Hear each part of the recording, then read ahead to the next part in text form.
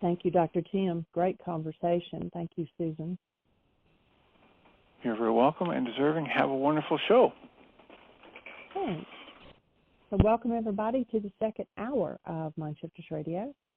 And today is Thursday, August the 10th, 2023. And their call-in number is 563-999-3581. And press 1, and that puts you into queue to talk to us. We would love to hear your comments and questions because that makes this your show. And thanks for hanging with us yesterday. Michael and I had a chiropractor appointment, and the chiropractor was backlogged, and it was going to take longer than getting us both a treatment and then being able to get back home and get the switchboard going and everything. So we just texted Dr. Tim at the last minute and asked him to play the next hour of the Bible. So thank you for being patient with us on those days when something comes up and we just have to play a show. And we do appreciate you and appreciate you being here, and we would like to answer your questions. So if you have one, press 1, it puts a hand up. If you are on Blog Talk and you have an account with them, you can chat in the chat room. And if you have, like if you're overseas or something and you don't have free cell minutes to call in, you can let me know in the chat room, and if I have your email address, I can send you an invite from the switchboard, and I think that brings you in free.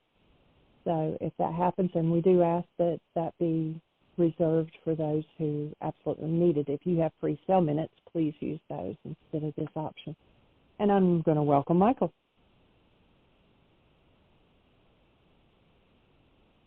Thank you, dear heart, and welcome, everybody. Delighted that you're here and excited at all the new levels of understanding that's coming with this work. And one of the things that I would offer Jeanie, and you kind of apologize for playing a show. Actually, one of the things that you've done is put a lot of work into separating out some of our best shows. And so when we replay a show, it's really an important piece of information. You know, even if you listen to that show last week, you know, we've been talking about how we build brain cells and that the perceptual mind can only replicate what its content is, and until the brain cells are built, you know, you go back to Yeshua 2,000 years ago, and he says his work is for those who, quote unquote, have the eyes to see and the ears to hear. In other words, well, first of all, I think we can fairly safely assume that most everybody in his audience had what we call eyes and ears. Yes, there were some blind and some were deaf, but primarily most everybody had that. So he wasn't obviously talking about physical eyes and ears. What he was saying is that when he or anyone else uses a word, the listener has to have precisely the same brain cells resonated by that word in order to understand the meaning of that word. You know, I shared before a line in the song. I'd actually like to meet this gentleman at some point to be able to come up with this line, this level of understanding. If you've ever seen the movie The Accountant, at the end of it, there's a piece of music, and one of the lines in the song was just blockbuster for me when I heard it. And that is that what he says is, you can't read a book that you haven't written. So if you know, I read my book in their words and their paragraphs, and only my mind can structure a perceptual construct for everything that I mean by what I'm writing there. Your mind can only structure a perceptual construct for what brain cells you have for that word or that combination of words. If you don't have the eyes to see or the ears to hear, the brain cells that I have, then you can't hear my words. when you go back and listen to the archives, or when Jeanie picks out one of those treasured shows that she replays, listen carefully, because there's some of the most important building of brain cells, and that's where people will tap in and, have that aha moment. Gee, I heard that show last week, and I just heard it again today, and there was a whole new set of meanings. Why would there be a whole new set of meanings? Because you had built new brain cells through which to perceive what was being said. And so I can read my book. You can't read. You can pick my book up and you can read it, but everything that you're going to, quote unquote, see that your brain's going to produce as you read my book is going to be the content of your brain cells.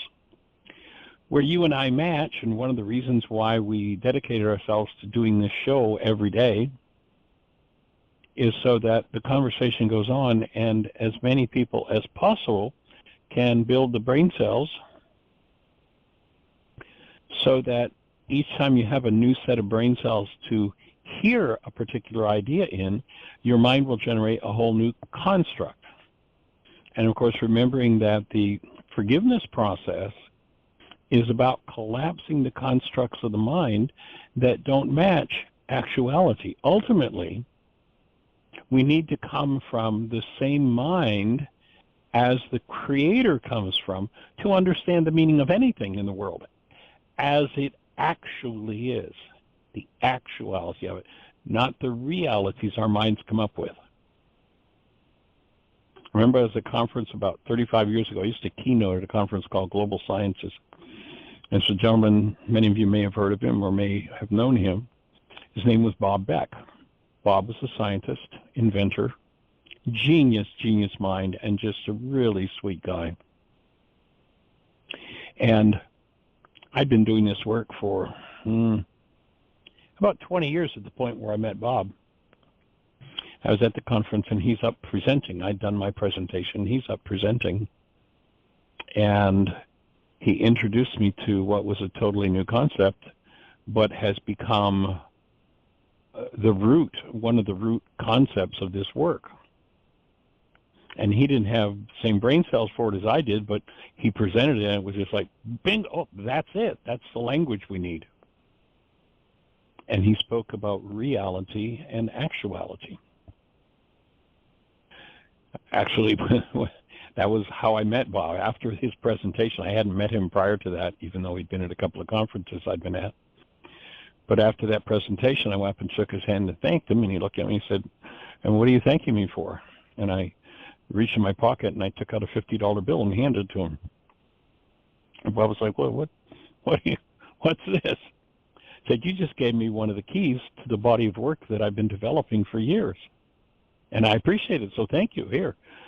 And he was like, he was almost in tears. He's like, "Nobody's ever thanked me like this before. Nobody's ever done that." Anyway, Bob's passed now, but he was a pretty amazing, just a genius of a man. We became very good friends. Spent time with him in Hawaii way back then. We did a couple of trips together, journeying around the country and such. Anyway, so reality is the structured output of the human mind. In the Course in Miracles, it's called perception. And you remember the course in the lesson, the very important lesson, and the whole 2-hour lesson is available now on our YouTube channel. It used to just be the 30-minute abbreviated lesson, but when we did the Hear My Voice book club, we decided to pull that one out of the paid file and put it into that workshop. So now it's available. What is the world? And in the opening lines of that lesson, of course, it's just beautifully written on this, says, the world is false perception. When we're talking about forgiving, when we're talking about the world where forgiveness is needed, we are talking about one world and one world only, and that's the reality output from your mind. Most people live in that world, that structure in their minds, and they never go outside of it. The Course in that particular lesson says, perception is a skill made up by you to take the place of what the Creator gave you in creation. In other words, to take the place of actuality. If we're ever going to experience actuality, we're going to have to collapse the false realities that we hold in our minds that we substitute for actuality. So the Course talks about, the ancient scriptures talk about, and there's nothing religious about this. Unfortunately, this word's come to be a religious-oriented word, but it's not. It's got nothing to do with religion. Paul talked about the mind of Christ in you. Now, when we talk about the mind of Christ, we're not talking about a religious man. We're not talking about a man that lived 2,000 years ago. We're talking about literally the mind of love, which we would, in the religious vernacular, say the mind of God. That mind is in you. You have the right to think with that mind. But if you're thinking with your carbon-based memory mind, with perception, the constructs of your mind, then you substitute what the Creator's mind has in view for us with your own generational and cultural patterns of, sadly, in many, many cases, of hostility and fear. So the objective of forgiveness is to collapse perception, to recognize what it is that causes us to perceive in a certain way, and to collapse those perceptions so there's a space for us to start to come to a direct experience through the mind of love in us of what the actuality contains. And there will never be anything based in hostility or fear injected into the actuality or injected into our minds by the actuality. All of that hostility and fear stuff is cultural, it's genetic, it's been going on for 1,000 generations in our bloodline, and it's time to get rid of it. So our invitation is, if your mind serves up anything based in hostility or fear, recognize that's your carbon-based memory, and your mind is using corrupt data. And when you begin to apply forgiveness, forgiveness will remove the corrupt data from your mind, from your carbon-based memory, from your multi-generational database, and you'll be freed of it. Then you'll be able to come to the actuality with the mind that Christ came to it with. Again, not a man named Yeshua. The word Christ in Aramaic is the name of an office. It is not the same name of a person. So Yeshua became known as the Christ. In Aramaic, that word more literally would actually be the buttered one, or the oiled one. They would anoint with oil someone who had awakened to the mind of love, to the mind of Christ in them. So Paul talked about, the mind of Christ in you, not meaning the mind of Yeshua, but the mind of love that is your connection to the Creator, to the actuality of the world. And my take, and this new James Hubble telescope, I was watching some stuff on it again yesterday, and it's just amazing. I would offer that, what they're telling us is the Big Bang Theory's dead. They're going to have to redo the whole theory. They're going to have to, all kinds of stuff is going to be thrown up because carbon-based memory has been feeding us lies for a long, long time, even in the scientific world. But what this James Webb telescope is showing us is that, like, billions and billions and billions of years beyond what anybody ever thought, and the spaces involved, the size of the universe, I don't know what the number is, it just went up by 50 times in most scientists' minds with what this James Hubble telescope is showing us. And they're literally, there's a Michio Kaku, who's a physicist, probably one of the best-known physicists in the world. The video I watched yesterday said, why have they been lying to us?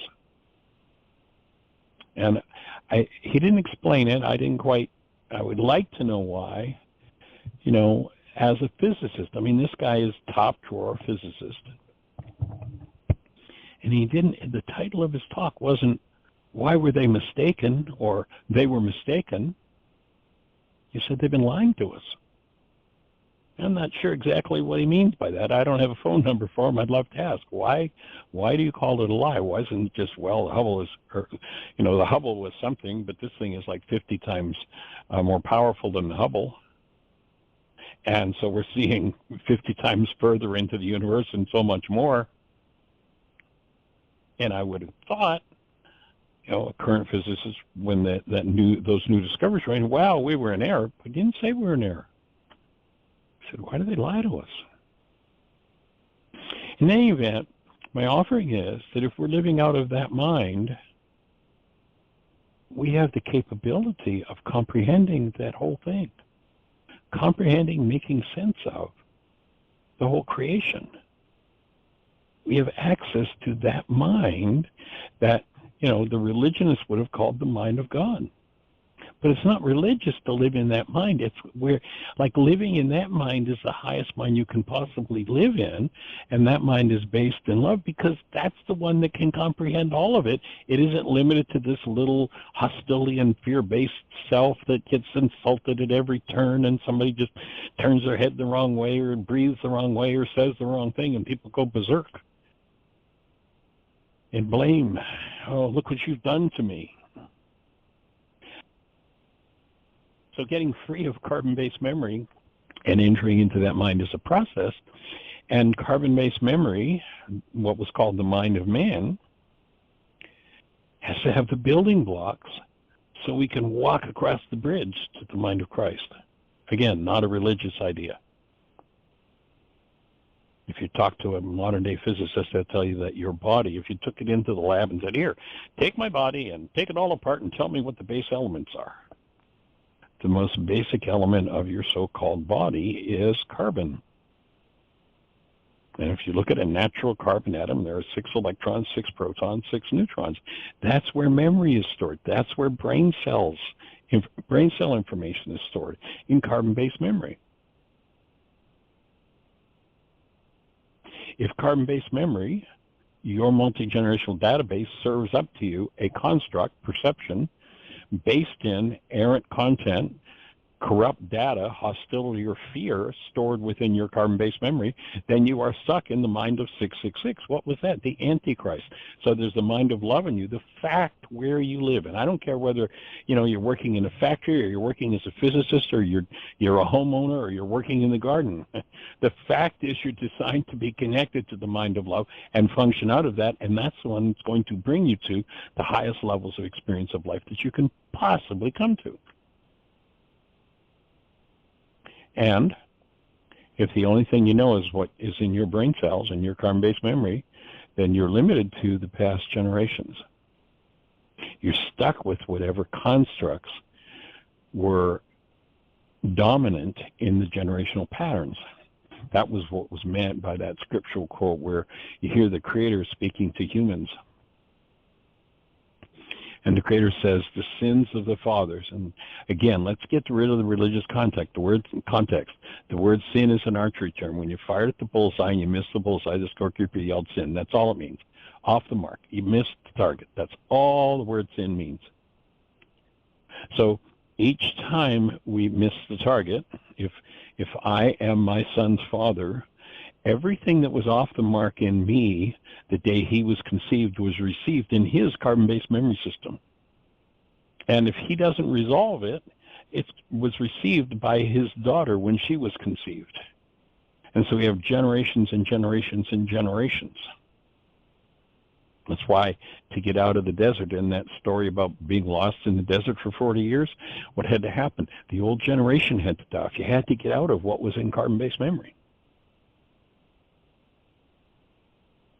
So to forgive everything that generates any kind of perceptual construct based in hostility or fear allows that to be collapsed, and it leaves a clean and open space within your mind for the actuality to write meanings on you, for the mind of love to write meanings on you, rather than the mind of the generations. So it becomes very real and very practical. It doesn't have anything to do with Sunday morning. Sadly, most of churchianity is working out of the same kinds of errors that the physicist, as this one physicist said, with the new understanding, is carbon-based memory made up a story. They have this thing, they take this work of this man, Yeshua, and my offering is, he doesn't give us an ultimate he says, here are the tools for you to have the direct experience of the ultimate. But man came along and said, my carbon-based memory says this is the ultimate, so I'm going to make up my own little sect here. Supposedly following that man that earned that title, Christ, they call it Christian, and right now there are some 32,000 sects of Christianity. Why? Well, there was one man who brought forward, here's how you do it, and people came along and had a certain level of experience, and they went, oh, well, here's what it is, here's what it is, here's what it is, here's what it is, and now we have 32,000 sects of people saying, here's what it is. I don't know what it is, except to say love is at the root of it. And what I've spent the last 45 years doing is decoding the language from the Aramaic as to how to come to the direct experience of that. Not to try to explain it for anybody, the craziness to say I can explain for you what the actuality is, but I know how you can get to your own direct experience of it, a personal experience, personally experienced, not standing around looking at somebody else's personal experience and worshiping that, which sadly is what most of churchianity has done, and that means it's been stunted in whatever the limited perceptions were of whoever initiated that sect. So how big is the construct? Well, Hubble's giving us some ideas, and we were given a mind that can comprehend that. That would be my offering. And the way we achieve contact with that mind is by shutting the other one up, carbon-based memory. And you do that through forgiveness. And when carbon-based memory stops reacting to every situation, and you just look at that word react, how did you redo an act that was done on a previous occasion? When that's no longer there to take over your perceptual mind, then there's a clean space in you for the mind of love, the mind of God, the mind of Christ to write in you. And since there's nothing left in the Antichrist 666 carbon-based memory to go against it, there's a space for experiencing directly for yourself. Now, most people would rather go, oh yeah, well, I'd rather be comfortable. Just give me, lots of sugar and beer and alcohol, and I don't want to do my work. I don't want to look at that. I just want everything to be the way I want it to be. There's the problem. And of course, in Miracles talks about you must be aware of the distorting power of the way you want it to be, because your goals drive that perceptual mind. And if you load a goal in your mind that resonates any form of hostility or fear, then your mind will project its hostility or fear into its brain's image, its perception, its constructs about whatever it's looking at. And, out of that, the one world religion of blame is formed. And most people by the age of 4 are members of the one world religion of blame. We're here to help you escape from that brainwash and have your own direct personal experience of the active presence of love in you, the mind of love in you, being your fuel, being your source. So that's what we're here to support. That's what we're here to be part of. And Miss Jeanie, do we have anybody on the phone here with a hand up or anything happening in the chat room?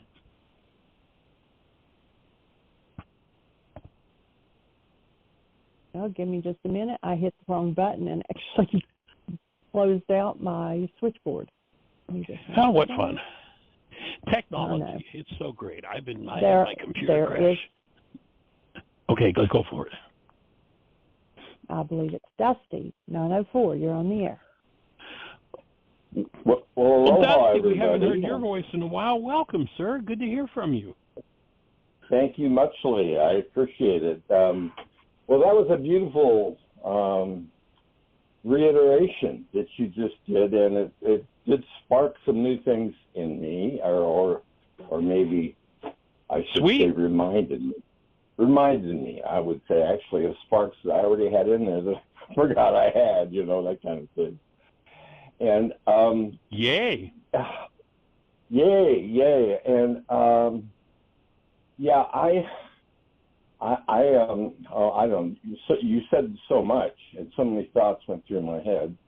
Probably the least of which, I have to kind of back into it here, is that this going to church every day and the way people look at their religion kind of thing, it reminds me, I joined this band one time, and the guy I joined with quit the next week. And he said, well, all we ever do is practice our mistakes. And that's what I have seen.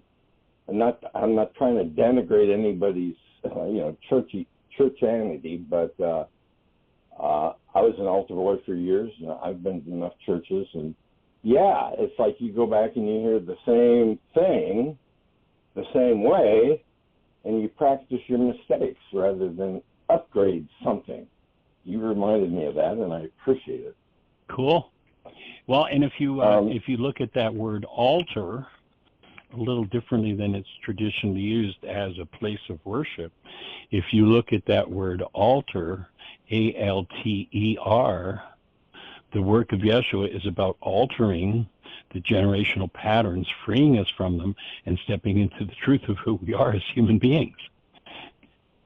So, there are many people in the religious realm that really, truly are working to understand and to bring us to that altered state, to free us from that mind. And unfortunately, there are some minds who have forgotten that that's the purpose, gotten crystallized in the game. Well, I love that altered. That's great, because I find myself, I have been saying this to myself and two other people for years and years, that I have to reinvent myself every day. And when I was listening to you, your words reminded me, it's more of an upgrade, Dusty. You're taking a part of you and upgrading. If you read, go ahead. I was going to say, if you read my book, Why Is This Happening to Me Again, one of the chapters is Escaping from the Has-Been. And the mind is nothing but a has-been. It's just a repository of the past. It's just all it can do is replicate and repeat the past. And if somebody's living in a why is this happening to me again, time to get out the forgiveness sheets and start to work through it, because that's all the mind can do is repeat whatever's in there. So we have to awaken from that has-been, that mind of the past, the mind of the generations, and wake up to the truth of functioning as human beings, as love. Yes. Oh, I know one thing. I'll forget this if I don't say it right now. I read a book. In fact, it just called to me, honest to God, it did. Walking by a stack of books I haven't looked at since the 80s maybe, and didn't even know. I still don't know where I was in the stack of books, but one just kind of called me, and I opened it to this one spot, and it was to forgiveness, and it was by somebody, Aaron, A-A-R-O-N. At any rate, he said, to forgive even the seemingly unforgivable in ourselves and others. And this is the work of the open heart. Sounds right on to me. Yeah, and I like the phrase, the seemingly unforgivable, because that's the part where it's easy to trip, is it not? For sure. Yeah, for sure. There are, atrocities that, and of course that phrase applies only if we're stuck in the Greek idea of forgiveness, that I'm supposed to let you off the hook for the unforgivable thing that you've done, rather than realizing whatever you did that my mind considers unforgivable, if my mind is serving me up pain, that's what needs to be forgiven. That in me, which I have not yet forgiven, that which I've projected onto you, but really has nothing to do with you. Right. And to realize, another piece of that puzzle is to realize that each person who holds in them a belief in the unforgivable energetically is contributing to energetically contributing and supporting the person who does the quote-unquote unforgivable. Yeah. Because we have this collective energy system, and, oftentimes people don't even know. You say to somebody, well, why did you do that? Geez, I don't know. I just did it. And they have no idea that it's a collective energetic force from a number of people who hold a pattern that matches whatever they have unresolved in them. And oftentimes it's the external stimulus that resonates that pattern and brings it up resonates it strong enough that people fall into doing the behavior with no knowledge of what their motivation even is or what they're responding to. Right. Yeah, I guess that's the advantage of being able to come, if a person can, to more or less a present moment, because I'm thinking that only in the now do we have enough clarity to even get a clue. But the thing I liked about that, and I understand your version of Ho'oponopono, and I love it. But when he said the seemingly unforgivable, if a person can go do that, they can go right through it and come out to where you're talking about, I think. And it all tied in for me, and I appreciated that. One other thing, I don't know, you just rocked a lot of brain cells, so in me. So another thing I know. I guess it was, I forget what you said exactly, but I find myself, I have made this error. I pretty much continue to this day doing the same thing, and I don't know. I'm getting better at dealing with it, and but I meet someone or I see someone, and I look at them, and I look at who they are. Quite often their name goes in one ear and out the other just instantly, but I want to see who they are. And if you look at someone or anything, there's usually a shine of some kind in there, right? And I will see something beautiful in someone, and I will relate as if as if more or less that's who they are, and I might even, I'll get a little joyful and a little open and playful, and I find out that that may be who they are, but they don't know that. So what you're saying and the way you're acting is totally alien to them. They don't know. They know. I'm either a lunatic or blah blah blah blah, and that has been an issue for a long time. And I'm not sure what you said to pull that one loose, but I thank you for it. Sweet. Doing my job. I love. Yeah, man. Yeah. It's a beautiful job, and just the whole concept of some of the concepts that you brought forth from the Aramaic I apply them. They're part of my life. When I heard them, I went, yeah, that's true. And, it's as true as our perspective can be. Right.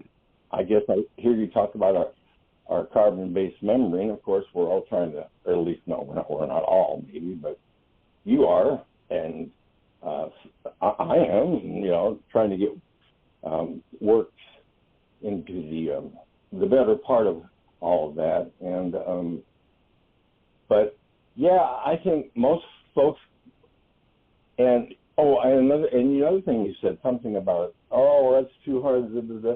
I have to tell you, you know how you do your still point breathing, and I think it's absolutely marvelous that you have that as part of your curriculum or understanding or process, and that's what's especially. My whole life I've taken so many impacts, one that would have killed just anybody, and not that long ago, and it's the breathing stuff. And I've got friends that I love that are getting, they're in their 70s now, and I keep saying, you've got to breathe. You used to be able to sing. You used to be able to do that. Learn how to breathe correctly and then do it. And so many of us, especially in this dominant culture, just because we have a mental abstract of something, we think, oh, well, that's all we need. No, you got to do it. You can't just think about breathing. Yeah.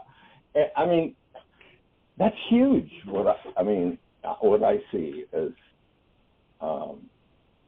people, and then like the people across the way, they're lovely people, but they're locked in their little cultural womb. And I have to know that when I talk to them, that they are lovely people. They really are. But I can't go too far outside that womb. Right, got to stay inside the box. But it's interesting that when I do a still point breathing workshop, I'll explain to people, some of the physiology and the physics of it and such, but ultimately underneath it all, the real reason the breath is such a key, if you go back into the Aramaic creation story, where we're told, and again, it's unfortunate that a lot of this is seen as related to theology when it's not related to theology at all. It's related to life. It's just where we live. But in that creation story, where we're told it says that God sent out his spirit, in Aramaic what it says is God sent out his breath. Yeah. It's our direct connection to love. That's why it's so powerful. That's why it'll work to resolve and undo anything. Yeah, it's sort of like it is kind of a magic elixir. Just to make up a little phrase, I like that. What you said. Yeah, it is. And you literally one our last thing that. Yeah. Okay. Good. I'm glad I've got those words bouncing around in my brain. So when I breathe, I'll be more cognizant of, I don't need to do so many breaths to get to such certain place or this, that, and the other. It's like it's in the breath, right? That's it. And again, the ancients said ultimately, this again has been made a religious idea. They said the veil of the temple must be rent in twain, torn in two. And, of course, churchianity has made that a purple curtain in a church. But the temple is this body-mind unit. The veil, the barrier between the subconscious and the unconscious mind, are built by holding the breath. And if people watch where they've closed their breath off in their physiology, that's the place in their physiology that they've hidden the pain and the trauma and what they don't want to deal with. That's why their diseases show up there. And when they can embrace those energetic patterns and open that barrier, that veil that's been built by holding the breath, by breathing into those places in physiology, whatever distorted or disabling content is stored there processes out. Yeah. Okay. Great. And another thing, you mentioned Michio Kushi, if I'm saying it right. Keiko. Yeah, Michio Kushi's the guy who did the Yes, Japanese I love that guy because, the Japanese white hair guy. Yeah. Right. Anyways, he's the physicist you're talking about. But you alluded to the fact that he was maybe a step a little further than some, and I've noticed that myself, and I've heard him comment on the Big Bang Theory more than once, and I've noticed, because I like to watch the Science Channel or whatever it is when I watch, and I'm getting so sick and tired of someone who's married to that paradigm as if it was an absolute religion, and this is the way it is. And now they want to talk about hardware and satellites, period. I mean, that's it, and I go, no. And then Michio Kushi said something that that touched me personally, that may not touch other people the same way. But he said, and they may change this one anytime, but he said a lot of people, think of the Big Bang and the initial expansion and everything, and we're so used to a gaseous, an atmosphere here, that he said that substance or the substance of the universe in the first umpteen whatever moments was more like a liquid. And I went, yay! Yeah, more like a liquid. And but he does seem to have a certain degree of higher consciousness in this science, does he not? Yeah, and we're actually talking about Michio Kaku. Michio Kaku, yeah, that's Kuchi was the guy who started what's the Eastern microbiotics, right? Yeah. So it's Kaku's the physicist. And have you heard him talking about? Have you heard him talking about the Big Bang since this new telescope went up? Because he's just like all over. It's done. There is no Big Bang. That's just now all like passé. It was a fraud. Yeah, I don't know that I have, because sometimes you watch a show that got filmed, like 10 years ago, and you don't know exactly when it got done. Right. You know what I mean? So. Well, if you go to YouTube, just put Keiko in and Big Bang, and he'll come up. That's the one I watched yesterday, and it was like, and it'll say, they lied to us, which again, I don't quite understand why it wasn't, in his mind, why it wasn't just a mistake that there was a lie involved, but who knows? That's not science. Yeah. Yeah, right. Yeah. Because the mantra of the scientists, I mean, at least what they like to tell themselves is that, it's like, oh, well, even if an experiment goes wrong, we learn. And, we just got to keep getting better. But not if you're lying. And so that's good to know. I appreciate that. Number one, honoring truth has got to be right up there. That's Kaku, right? Kaku, yeah. Michio Kaku. Right. Yeah, I think I will watch that, because I didn't know that they had just deep six, that somebody had deep six that theory, and so that's great. Well, he does in that video, and he's also deep sixing AI. He's got some pretty dramatic resistances to or projections about what is going to happen with AI if we're not very careful. Oh yeah, I've been ever since the digital drug hit. Everybody thinks it's the new Messiah. I've been going, this is a false Messiah, and that AI thing just, I go, whew. I can't even hardly look at that possibility, because it's already too big now. And but I would like to hear what he has to say. I guess I can always breathe deeply while I listen to it. There you go. Well, when you watch it, let me know what you think. Give me a shout. Oh, okay, will do. And meantime, I'll let the line go for someone else. But it's good to talk to you, brother. I love it. You're still rocking the walking the talk there. We're on it. All things rocking forward. Okay. Ta, everybody. I'm looking at one of the titles of one of his programs. I just did a quick look on. It wasn't the one I watched yesterday. It'll probably be the next one I watch. But his conclusion, the title of it is Michio Kaku, "Time Does Not Exist. James Webb Telescope Proved to Us." And then the other one, here's the search to put in the one I watched yesterday. Michio Kaku breaks in tears. Quote, "They lied to us since 1931. That's one I watched yesterday. It's just like. Oh, so would I? Is it still Big Bang, or should I say tears breaks into tears? Yeah. The title doesn't have Big Bang in it. It's just Michio Kaku breaks in tears. Quote, "They lied to us since 1931, exclamation, end quote." Is it? Okay. Actually, I'll just text you a link to it.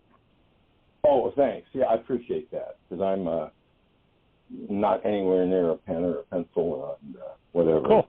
So thank you. And anything else, bro? No, we're just rocking on. Okay. Well, Much blessings to all who are listening, and just to all, period. All right, friend. Appreciate you. Okay. Ta-ta. Take care. Bye-bye.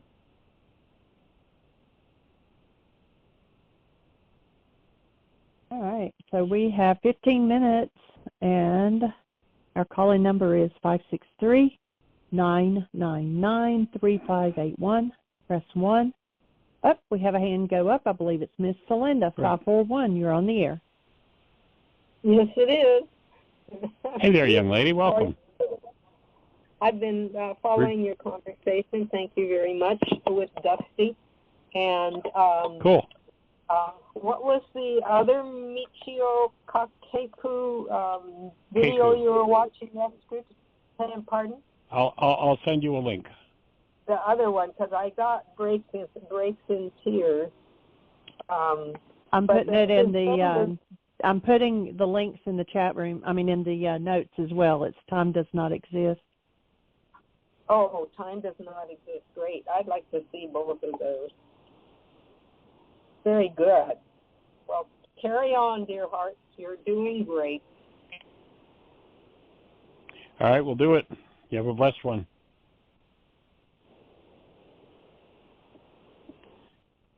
Yeah, he's an interesting guy to watch on YouTube.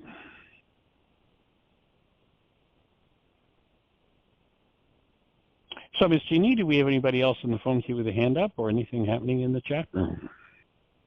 No, we do not. And unless somebody else presses 1, or unless you have something else, I had gotten a request from someone that at the times when you didn't have someone to chat with, perhaps go over the different kinds of worksheets that we have and a little deeper explanation on each one of them. So if you want to pick one and do that, unless you have something else to talk about. Well, actually, at this moment, I don't have anything on my mind besides what we have covered. How about you? Nope.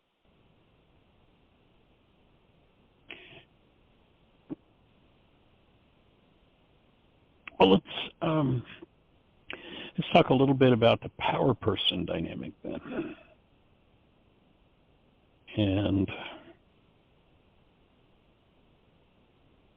when we recognize that this power person, who is a person in our lives that had more power over our lives at some point than we did, that person was not functioning as love,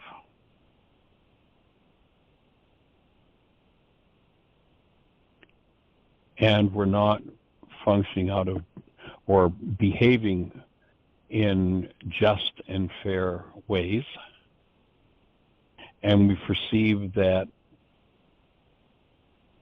they had, that we were in a survival situation. Those three things occur in someone's mind, and all of a sudden we're locked into or take on this power person dynamic. And when those three conditions occur, and it's usually between a parent and a child, although not always, then for the rest of that person's life, until they come to understand and work through power person dynamic that was installed in them at that moment with that power person, the behaviors related to it will run one's life. So what happens once that power person dynamic is installed in the mind is whenever we experience elevated levels of stress, we've been tricked into believing that these realities, the perceptual constructs of our mind, are true, and under the influence of the power person dynamic, in fact, they're just reflections and projections of dissociated content from carbon-based memory. That storage system, generational patterns in the mind, or that end up showing up as content reflected in the mind when they're resonated into activity. So carbon-based memory replicates the power person dynamic over and over and over and over again until it's forgiven. And my offering is that's what runs the world. That's what virtually everyone in the world is behaving out of whenever they're under stress. Now, when there's no stress, they're still behaving in relationship to it, but it will tend to be whatever they did to get along with the power person. When stress starts to build, what happens is one moves from that place of doing what they did to get along with the power person to doing the automatic decision kicks in the mind, and they'll kick into doing whatever it is they did to resist and survive with their power person. And then when they become ultra stressed, they'll do what their power person did to them that they hated the most. That's what drives all violence on the planet. That's what drives divorce. That's what drives separation. That's what produces war, attack, violence in all forms. Verbal, mental, emotional, physical, sexual violence are all based in power person dynamics. And in order to get free of that, what one needs to own and understand is that when either fear or hostility are active, I mean, you've got to learn to call your own mind a liar. When hostility or fear are active, your mind's using corrupt data based in that unresolved unconscious power person dynamic to construct your picture of the world. That's the basic bottom line of what virtually everybody in the world is being controlled by. Painted on the inside of our eyeballs is a self-generated, why is this happening to me again experience. And when you recognize yourself as a creator, then you recognize that life will relentlessly cooperate with your unconscious creations. And if there are unresolved power person dynamics, when those power person dynamics are resonated into activity, life's going to come along and play with it, going to play it out with you. And when someone shows up that plays it out, and my brain, my mind, paints a picture on the inside of my eyeballs that's based in some form of hostility or fear, I'll think I'm looking at the world out there, but I'm looking at a world that's internal to my mind and built on my own hidden, pain-based associated content. Pain, perceptions, resistance of all kinds, struggle, fight, all pain content comes from, or pardon me, pain perceptions come from pain content. And what happens is when I live in denial, and remember our definition of denial is when I think or speak as though something outside of me is the cause of something that's inside of me, then I have to dissociate from the content of my own mind. The real truth of what's beneath my pained experience, I have to hide from myself because I've said, and that you're doing it to me. So the thought, just the thought or the words, you made me, means that I'm now in denial. And so in order to reinforce the lie my mind is telling me, I'll take the pained content inside my own mind, and remember the mind has the ability to take data and make it into pictures. So when that data that's related to pain is denied, the root of it's hidden, and the mind then takes that content to make the pictures that it paints on the inside of my eyeballs that I think are pictures about you.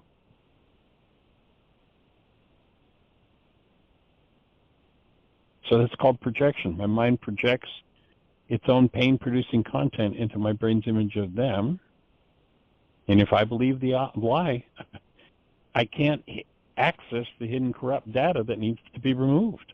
I can't forgive in that state. I need to learn to forgive that content in order to be free of it. And I've got to learn to discern and remove what's at the root of these internally generated pictures that appear to be true in order for me to be liberated from my why is this happening to me again, in order to be liberated from the past.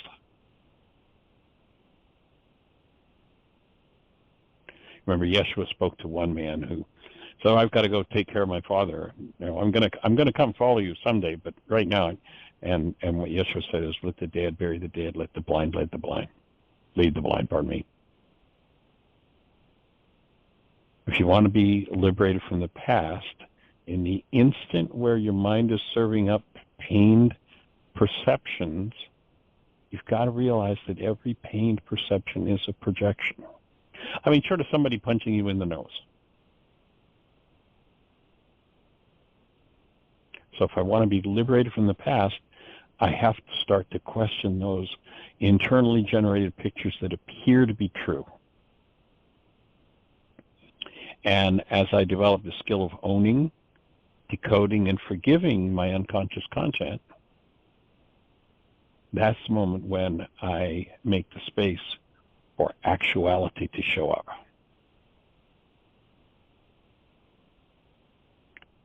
So one of the choices that needs to be made in order to be finished with the past projections is to willingly choose, through forgiveness, to relinquish the habit of displacing actuality with my power person dynamic of dissociated pain-based realities and pain-based constructs.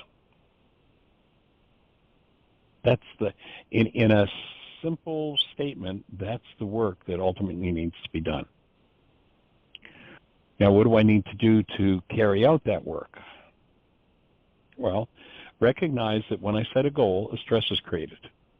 The stress is established in my mind the moment I set a goal.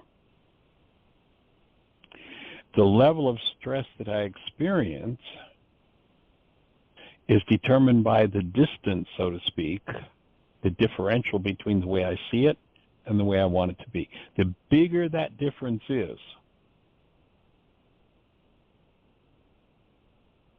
to use an example, let's say yesterday I loaned you a quarter, and today I see you and I say, I want my quarter back, and you say, no, you're never getting your quarter back. And I go, okay, so you're not going to give me my quarter.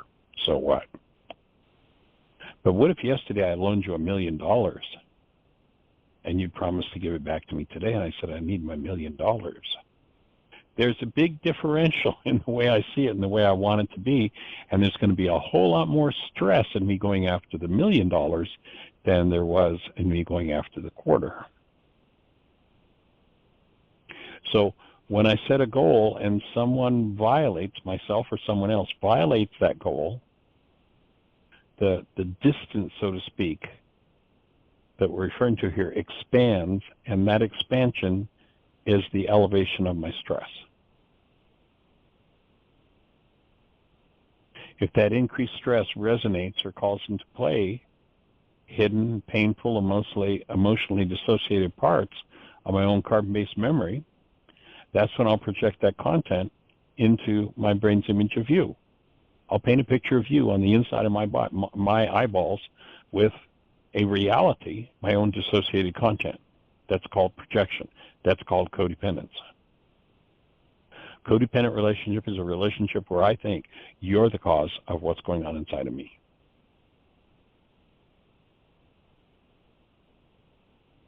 Exactly the same, actually, is our definition of denial. Whenever I think or speak as though something outside of me is the cause of what's moving inside of me, I have to dissociate from what's moving inside of me.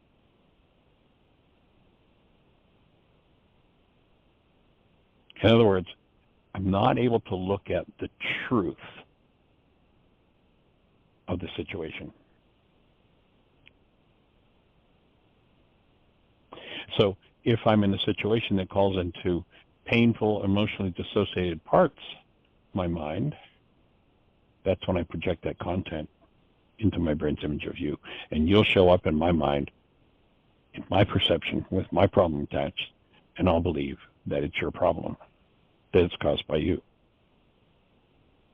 If I'm unconscious of the transparent process of projection, I'll see the outpicturing of my mind's hidden content, my perception, as a fact.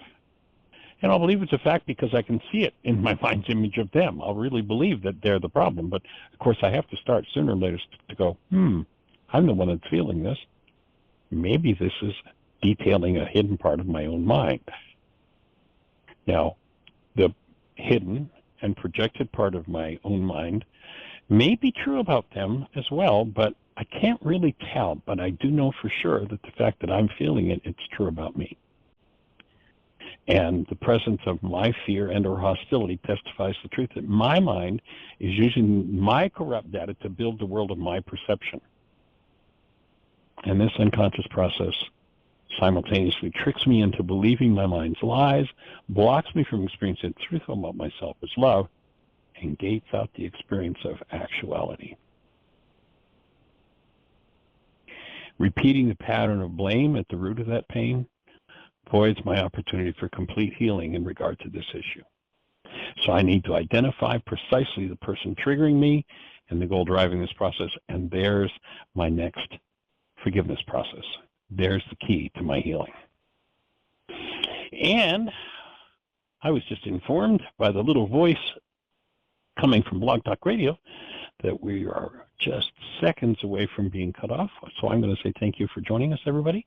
Have the best year yet of your eternal life. It's an awesome gift to give the world, and blessings. Bye-bye.